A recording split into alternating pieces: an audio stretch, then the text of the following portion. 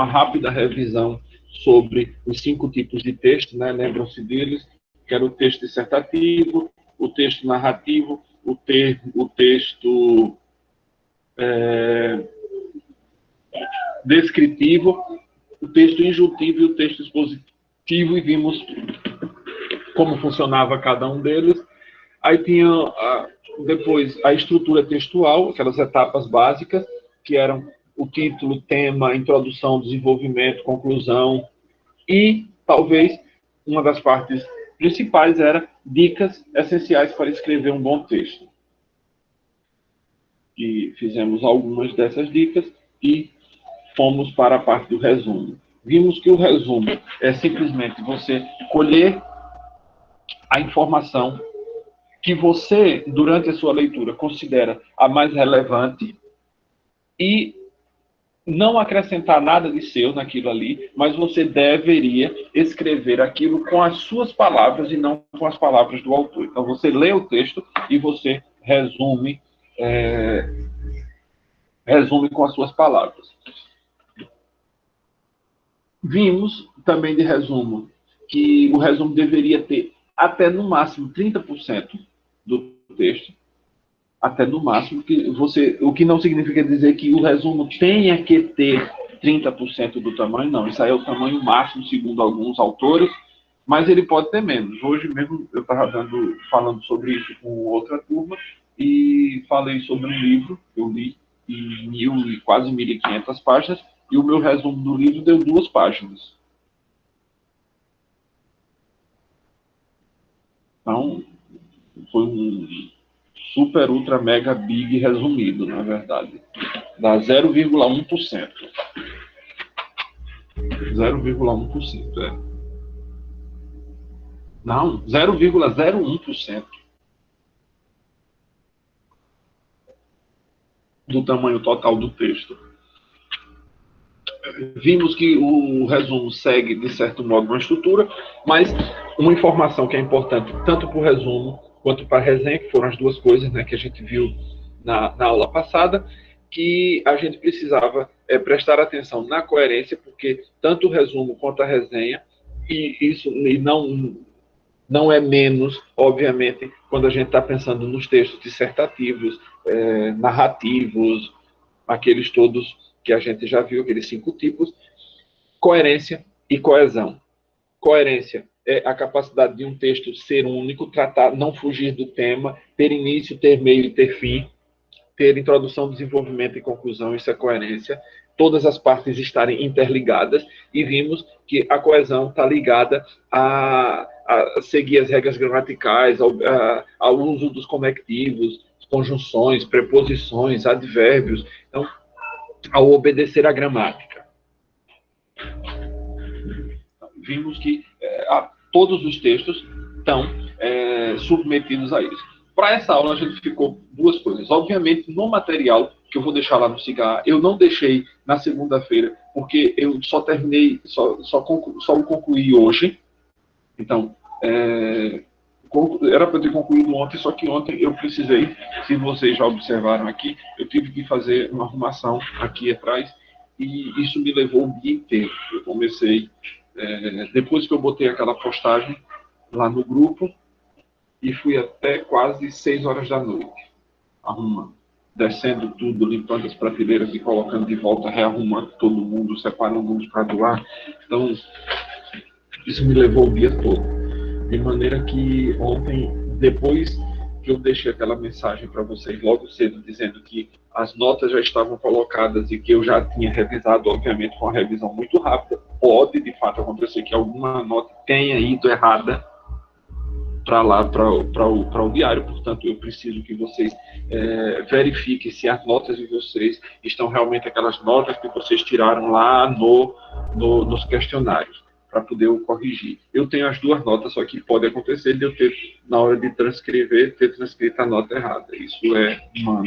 Então, por favor, vocês me perdoem, mas me avisem para poder eu corrigir isso, tá certo? E aí, ontem eu não fiz nada, eu terminei hoje de manhã de fazer isso. Por isso que eu não deixei lá no Cigar. Já peço de novo desculpas por isso. E isso vai acontecer com certa frequência, porque como esse ritmo desse ensino remoto é extremamente veloz, quer dizer, a gente está fazendo um bimestre a cada 2 semanas. A cada 2 semanas a gente fecha um mês.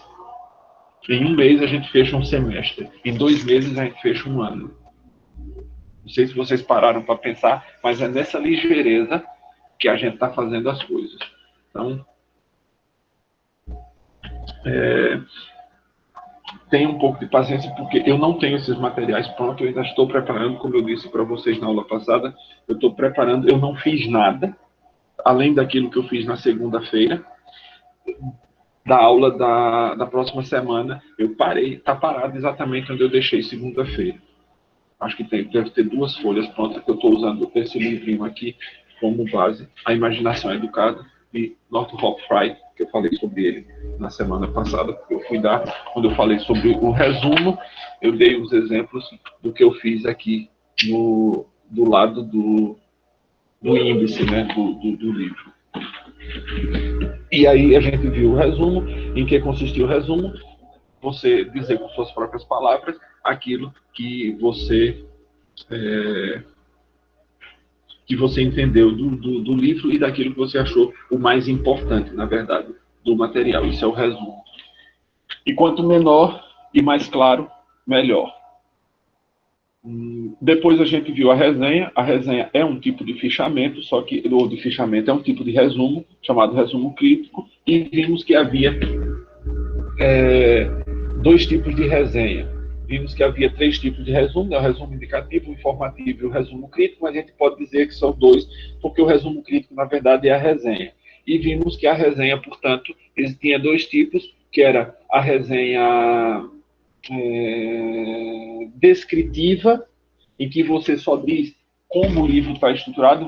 O que é que faz uma resenha descritiva? Você vai dizer quem é o autor, dar algumas coisas da biografia dele, e como eu fiz, né? Não, isso aqui é um crítico literário canadense, esse livro é fruto de umas palestras que ele deu no rádio do Canadá, que era transmitido para os Estados Unidos, para o Canadá, para os Estados Unidos e para o Reino Unido, e disse o ano em que isso aconteceu, que acho que foi 62, 57 ou 62, não me lembro bem agora. E uma coisa que eu não fiz, que faria parte desse tipo de resenha descritiva, é dizer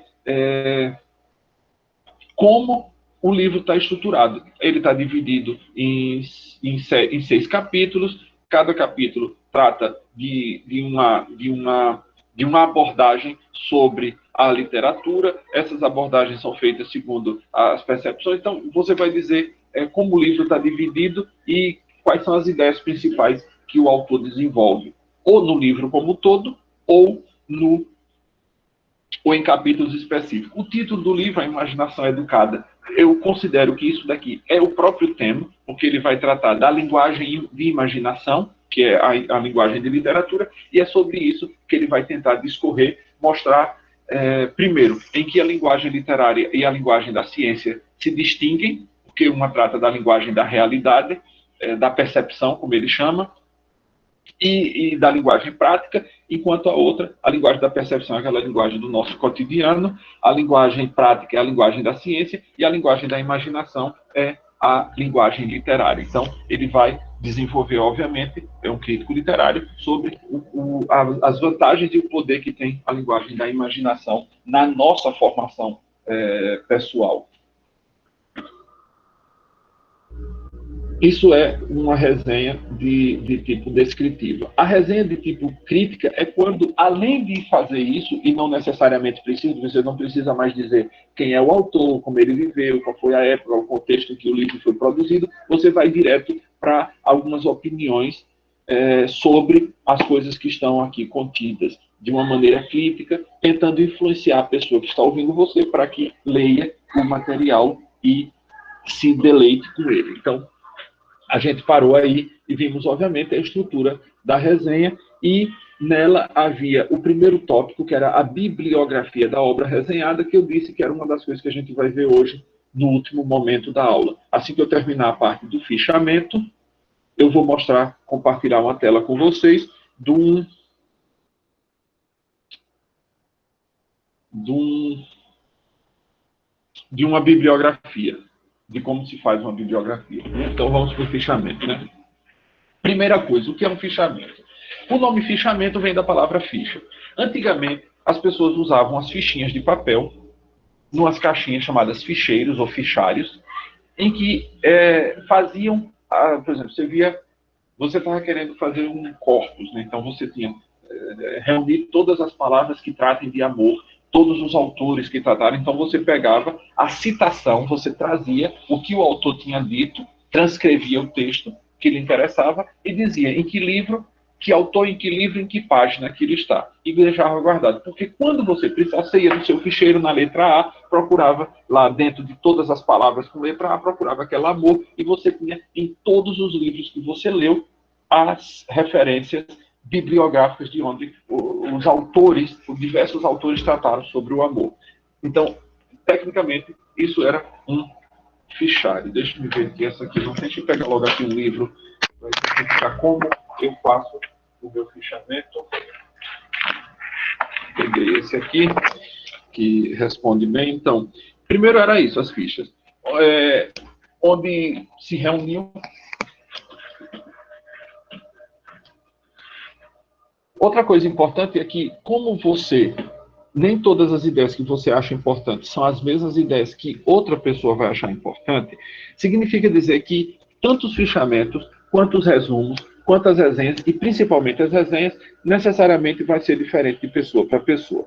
Isso é importante porque é o seguinte, no trabalho que eu vou passar ainda para vocês, eu estava procurando, mas não achei, aí eu vou escanear o material que eu vou precisar passar para vocês fazerem isso.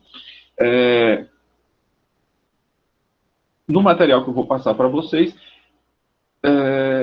eu espero que não aconteça de eu encontrar nenhum texto exatamente igual ao outro, porque se isso acontecer, eu vou anular os dois textos, porque não é possível que as pessoas achem exatamente as mesmas coisas importantes e escrevam exatamente do mesmo jeito as coisas.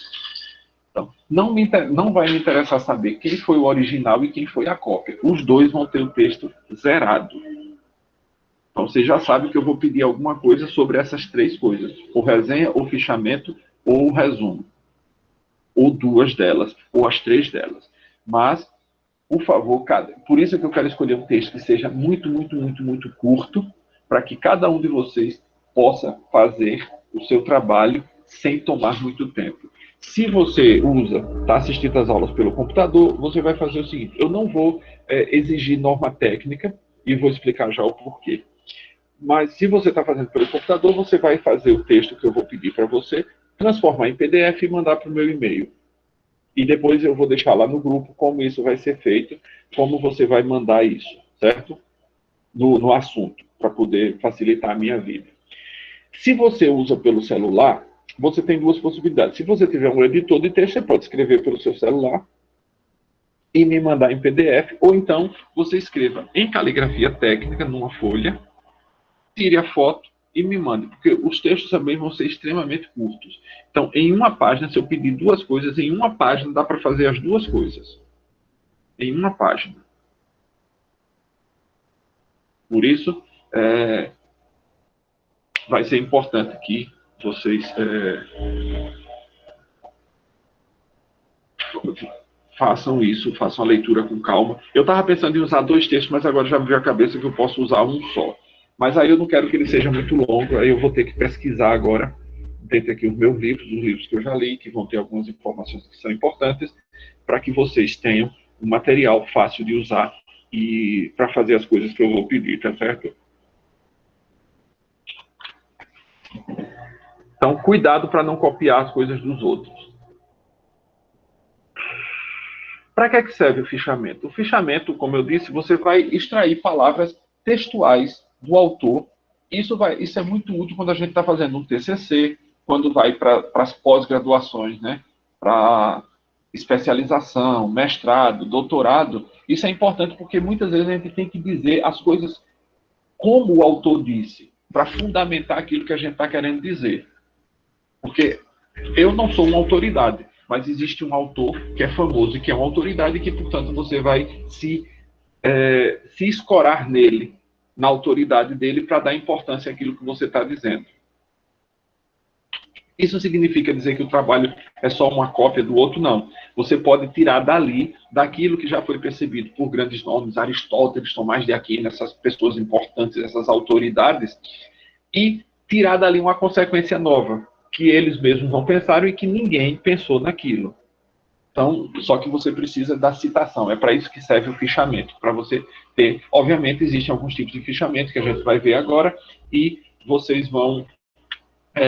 a gente, dependendo do tipo, vai utilizar. E eu falo já sobre isso. Eu ia falar sobre o fichamento, eu fui pegar esse livro. Esse é o livro que eu falei. Eu resumi em 2 páginas, eu vi isso agora há pouco, que eu estava dando aula para outra turma, mas veja como é que eu faço o meu fichamento. Eu escrevo no fim do livro o meu fichamento. Então, por exemplo, aqui sobre...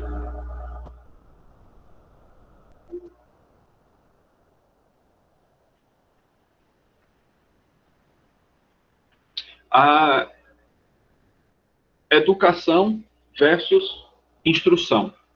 Aí tem aqui a página em que isso aparece. Seguramente isso está sublinhado aqui, página 719, deixa eu só me certificar disso.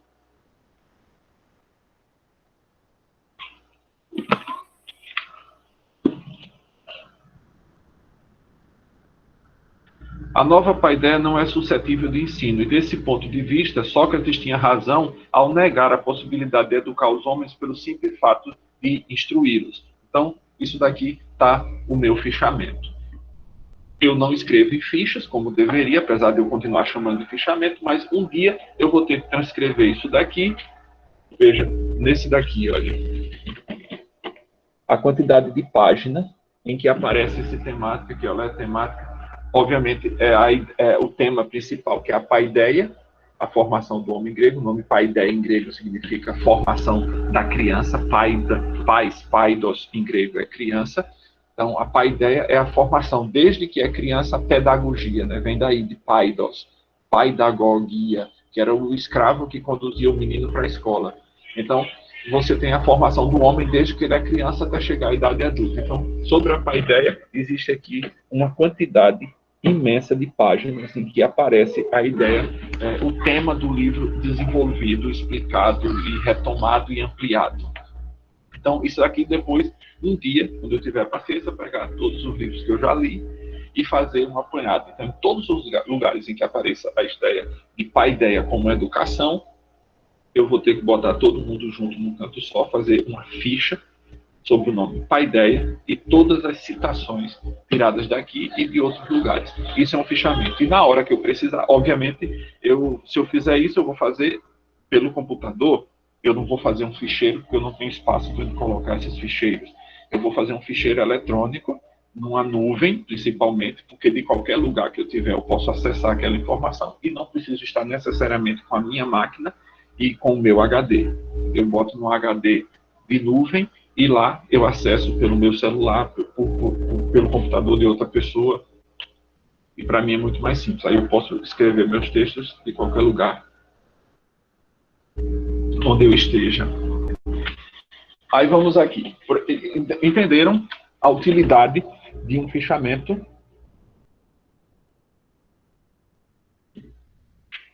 Vamos aos tipos. Primeiro, como fazer, antes de a gente ir para o fichamento. Para fazer um fichamento, você deve ter o primeiro contato com o texto.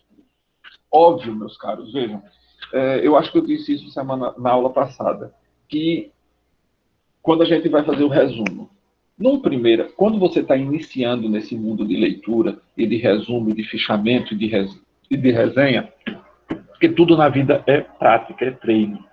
É como você vai para uma aula de musculação.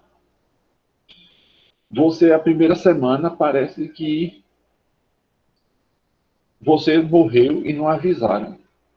Porque você não sente mais nada. Quer dizer, sente dor, até nos cabelos. Mas depois que você acostuma com aquela rotina, os seus músculos se habituaram com aquilo, você começa a não sentir mais dores. E começa a sentir prazer em ir para a academia e fazer aquele monte de puxada de ferro. Isso mesmo acontece com a leitura. Existe um ditado latino que diz assim: Optimus usus omnium rerum magister. O melhor mestre de todas as coisas é a prática. Você quer ser bom em alguma coisa? Pratique aquilo. À medida que a gente vai lendo, a leitura vai se tornando alguma coisa mais simples. Então, por exemplo, hoje eu não li esse livro 2 vezes, eu li uma só. Pretendo lê-lo outra vez? Provavelmente não. Talvez daqui a uns 5 anos, quem sabe. Eu li no início do ano passado. No início não, eu levei 3 meses para ler esse livro aqui, 1430 e poucas páginas. Levei 3 meses, de abril até julho. Mas fiz o resumo dele. Então, se eu precisar saber de alguma coisa que está aqui que não me vem à mente, eu vou ao meu resumo e olho. Isso daqui. Se eu precisar de alguma informação precisa, eu vou aqui no meu fichamento, no meu índice remissivo do fichamento, e vou olhar o fichamento propriamente dito, o texto propriamente dito que me interessava.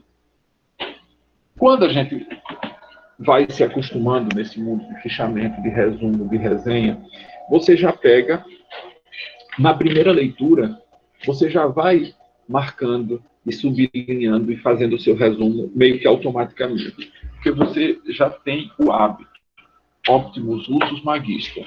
O melhor mestre é a prática. E aí a gente vai, obviamente, com o tempo, isso vai se aperfeiçoando até o ponto de você, na primeira leitura, você já fez todas as coisas que tinha de fazer no livro. Vai precisar ocasionalmente voltar a ele? Claro que vai. Eu espero, sei lá, daqui a uns 5 anos, 2027, 2025, lê-lo de novo. Talvez antes, mas 2025 seria o meu prazo máximo de releitura desse livro. Significa dizer que eu não estou com plano nenhum de morrer até lá. Então, primeira coisa é ter um contato com o texto através de uma leitura breve ou rápida. Uma leitura tipo leitura dinâmica, só para você saber se o texto merece uma leitura mais aprofundada.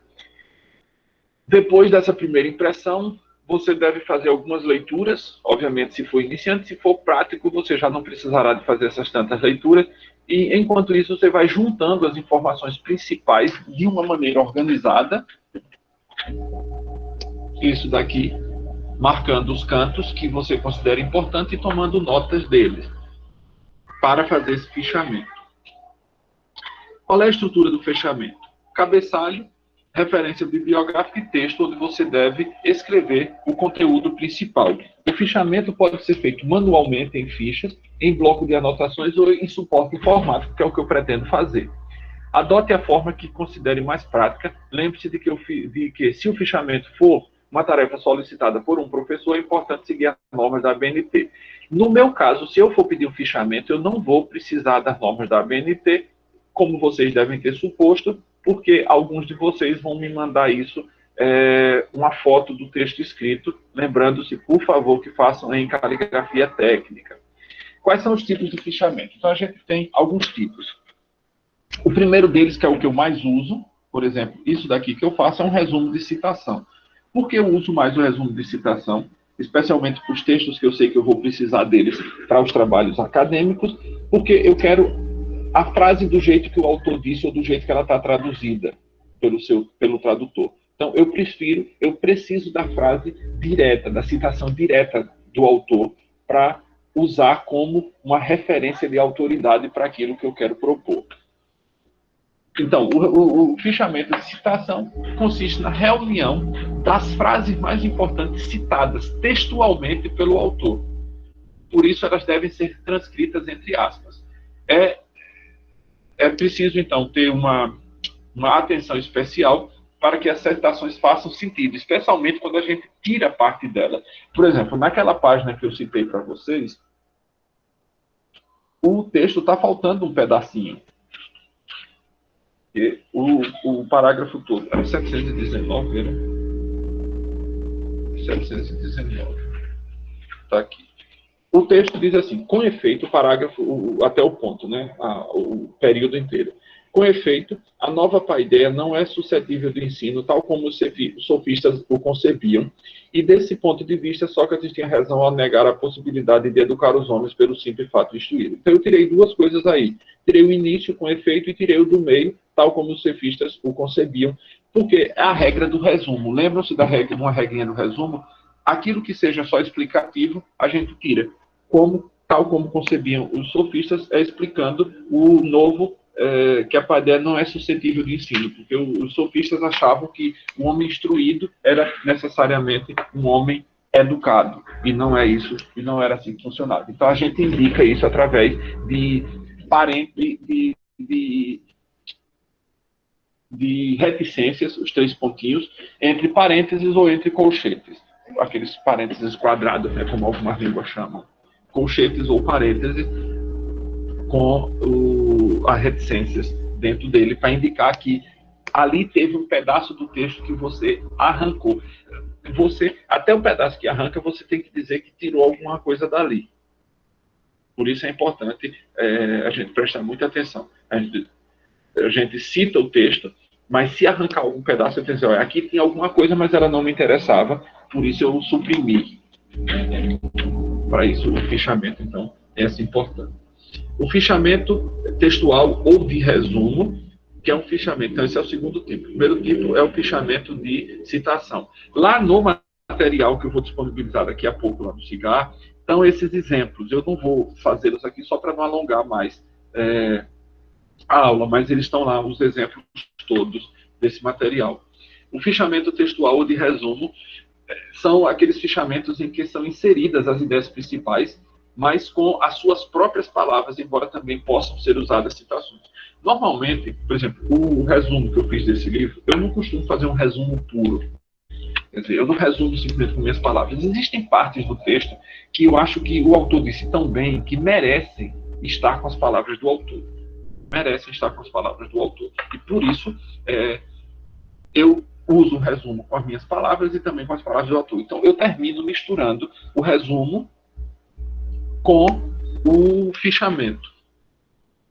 Mas, rarissimamente, no caso, eu faço uma resenha. Escrever com a resenha, ela emprega muito tempo, dá muito trabalho. E aí só faço uma resenha se for o caso de realmente fazer uma resenha. As ideias devem estar organizadas de acordo com a ordem em que aparecem no texto. Você deve expressar a sua opinião, inclusive fazer os seus próprios esquemas. Esse tipo de fichamento também é chamado de fichamento de leitura ou de conteúdo.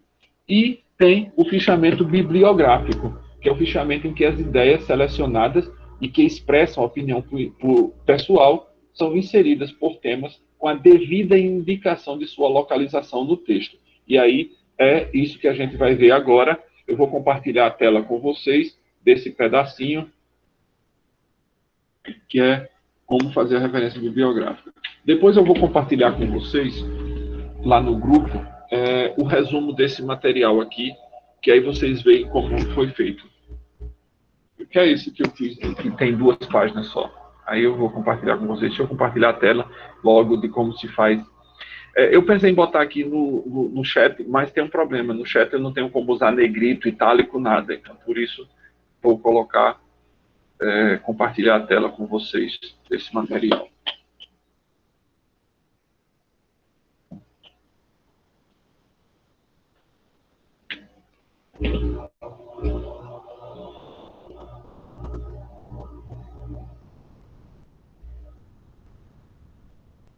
Já está aparecendo?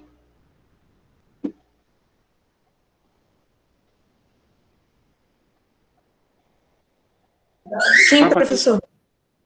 Então vamos aqui. Aqui eu botei o título referência bibliográfica.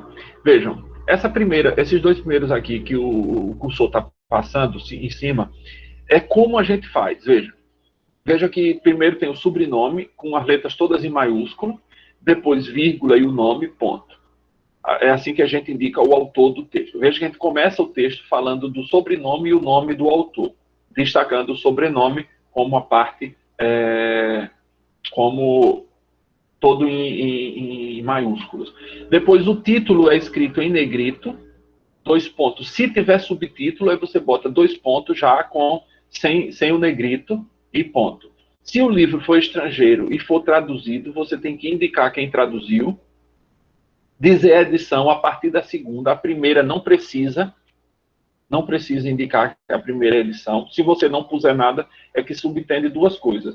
Ou é a primeira edição, ou não está. Ou não se indicou qual foi a edição. Alguns textos mais antigos, que normalmente é o que deveria fazer, a gente aqui no Brasil, como é que diz? Toda vez que um livro for editado, ele é dito primeira edição, segunda edição, mas não alterou nada da edição anterior. Você só pode ter uma nova edição, de verdade, quando houve alguma alteração. Então, alguns livros você vai encontrar.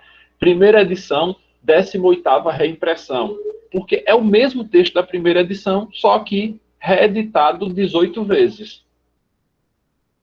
Feito exatamente como estava na primeira edição. Se houve alguma alteração, é que antigamente diziam que era segunda edição, porque houve alteração. Hoje não.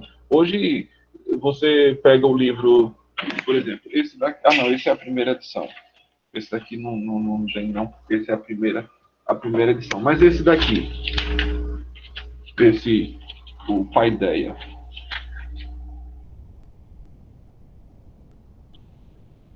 Essa é a sexta edição. Mas se eu pegar a primeira edição, dessa que saiu pela Martins Fontes, provavelmente vai ser exatamente igual a essa. Aí depois que você diz o tradutor, a edição, o número da edição, aí você vai dizer a cidade, dois pontos. O que é que eu costumo fazer? Se for uma cidade que é a capital, normalmente eu não digo nada do Brasil. Mas se for cidade estrangeira, eu digo o país. Então, por exemplo, Braga, Portugal. Eu boto entre colchetes o país, para que as pessoas saibam que se trata de uma cidade de um país estrangeiro. Milão, Itália. Mesmo que seja óbvio, mas eu coloco sempre. Mas aí sou eu que faço isso, desse jeito. Não vem indicado isso, não, nas normas da ABNT, mas eu faço. A cidade, dois pontos, é a editora, vírgula, o ano daquela edição, vírgula. Isso aqui, quando você bota na referência bibliográfica, você não cita as páginas, você só cita a página no fichamento. Quando você refere esse livro no texto, você diz, isso, aí você bota aqui, página. Veja aqui os exemplos. O livro, né, que eu já referi, Frei, Northrop Frei, título, A Imaginação Educada, com tradutores, Adriel Teixeira, Bruno Charaidini e Cristiano Gomes. Como esse livro é a primeira edição, não precisa indicar. Campinas, aqui no texto ele colocou vírgula São Paulo. Eu acho que eu botei aqui, nesse daqui de baixo está assim. Mas eu boto entre colchetes. Vírgula Vida Editorial 2017, a referência desse. Carvalho, Olavo, aqui está faltando o I, A Nova Era e a Revolução Cultural, dois pontos, porque esse é o título, aqui é o subtítulo, né? Fritz Capra e Antônio Gramsci, Campinas, São Paulo, Vida Editorial 2014. Suassuna Ariano, Iniciação à Estética, 13ª edição, Rio de Janeiro, editora José Olímpio, ano 2014. Então, isso daqui é a referência bibliográfica. Você vai fazer um resumo, o cabeçalho do seu resumo vai ser isso daqui, para saber o fim. Lá no fim você coloca isso daqui. Você vai fazer um fichamento, se for um fichamento desses, em que você vai organizar por tópicos, por exemplo, amor. Então, você tem, primeiro, amor é fogo que arde sem se ver. Camões, não sei o que, não sei o que, não sei o que. Outro lugar em que você encontra o amor, aí você vai dizer também. Amor, aí você vai botar a lista e todas as citações, porque na hora que você precisar, você vai em amor, você tem lá todas as citações que aparecem, e quando você vai utilizá-la, é só transcrever, ou copiar e colar, já com o nome do autor, do livro, do ano e da página em que aquilo está.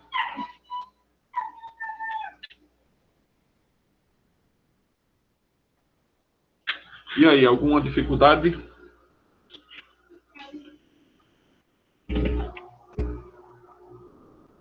Entre hoje e amanhã, eu deverei estar com o material que eu vou disponibilizar para vocês já devidamente escaneado.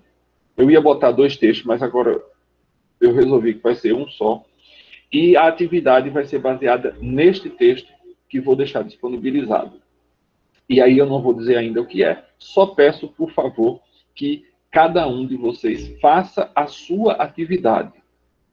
Não copie do outro, senão vão se prejudicar, tanto o que deixou copiar, quanto o que copiou. A pedra vai cair na cabeça de ambos. Então, por favor, não copiem. Deixa-me ver que alguém colocou alguma coisa